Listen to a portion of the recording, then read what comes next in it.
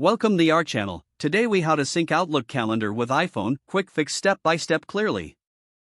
Open the settings app on your iPhone. Scroll down and select mail. Tap on accounts. Choose add account. Select outlook.com, enter your email address and tap next. Input your password and tap next again. Make sure the calendar switch is turned on. Tap save to finish adding the account. Now, open the Outlook app on your iPhone. If you haven't already, sign in with your Outlook account. Once signed in, your calendar will sync automatically. To check, tap on the calendar icon at the bottom. Your Outlook calendar events should now appear. If you don't see any events, try refreshing the app.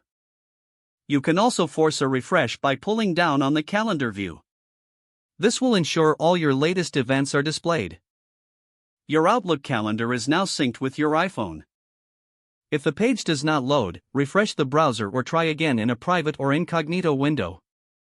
Make sure you are using the correct email address, then retype it carefully to avoid small typos. If your password is not accepted, use the reset option and create a new strong password you can remember. Check your spam folder for verification or security emails, then complete any requested confirmation steps. Enable two-factor authentication if available to improve account security and reduce unauthorized access risk. After signing in, review your profile details so your contact information and settings are accurate and current.